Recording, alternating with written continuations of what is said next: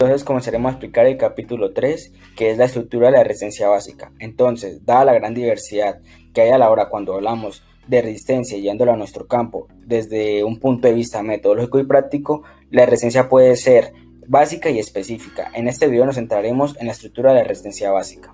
Entonces, según Neumann, Platonov, Grosser, entre otros, nos dicen que la adaptación del organismo frente a esfuerzos de resistencia se puede llevar a cabo en tres niveles. Encontramos el primero. El primero es el nivel básico. Corresponde a esfuerzos inferiores del VO2 máximo, entre un 50 y un 70%.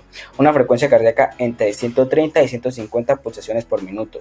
Tiene un metabolismo estable y la degradación preferente es de las grasas. Utiliza mayormente las fibras oxidativas, o sea, las de contracción lenta. Luego encontramos el nivel desarrollador o nivel de desarrollo. Entonces aquí es cuando ocurre la transición entre anaerobia y aerobia. Trabaja entre el 70 y el 90% del VO2 máximo. Pulsaciones entre 160 y 180 pulsaciones por minuto. El metabolismo depende de la intensidad y la duración que se le dé de la carga en el entrenamiento, pero se fundamenta en la creación de hidratos de carbono y las fibras que trabaja son lentas oxidativas y rápidas oxidativas. Y por último encontramos el nivel límite. Entonces el consumo de este es más del 85% del VO2 máximo. Oscilan unas pulsaciones entre 180 y 200 y trabaja las fibras rápidas anaeróbicas. Pasamos a la resistencia básica 1. Es empleada en deportes que no son de resistencia, esto donde se puede ver, ya que para trabajarla el consumo máximo de oxígeno o VO2 max se debe trabajar en la intensidad media, de un 60 a un 70% con respecto pues, a la máxima intensidad o el 100% del VO2 max.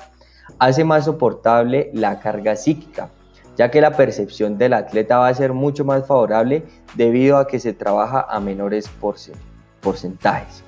También se basa en la economización de la capacidad aerobia y puede ser entrenada de diversas maneras. Uno de ellos son ejercicios globales o ejercicios de diversa índole llamados variados. Luego encontramos lo que es la resistencia básica 2. Entonces es una resistencia básica que se emplea fundamentalmente en los deportes de resistencia para pasar de una adaptación general del organismo a ejercicios específicos y trabaja una elevada capacidad aeróbica. Entonces, gracias a ella se pueden obtener la realización de la técnica deportiva en condiciones más económicas, mejoras en la coordinación intermuscular, el aumento del aporte energético y por último la mejor tolerancia psíquica frente al esfuerzo. Bueno, la resistencia número 3. Esta resistencia básica cíclica es aquella resistencia relacionada con los deportes colectivos y de combate. Deportes colectivos y de combate tales como el fútbol, el balonmano, el voleibol, el judo o la lucha olímpica. Esto tiene una particularidad y es que esta resistencia pretende mejorar la capacidad de recuperación durante las fases de baja intensidad competitiva, además de una mejora en la tolerancia psíquica frente al esfuerzo. Entonces, esta resistencia crea una base para que usted pueda trabajar y mejorar en cuestiones como la técnica o la táctica. Y así usted pueda mejorar su rendimiento y, como ya lo dije, esto se genera una mayor tolerancia psíquica de tal forma que usted no cometa errores, por ejemplo, en el deporte por un desgaste que ya no lo deje como pensar, como actuar de forma más consciente, sino más guiado por el esfuerzo y por el cansancio.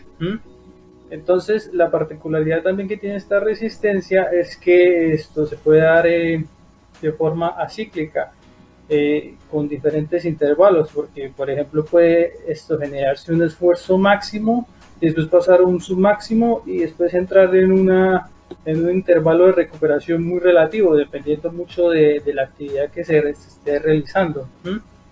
Entonces, entre sus características se encuentra que es una resistencia aeróbica general con cargas de intensidad media a submáxima y cambio interválico de cargas.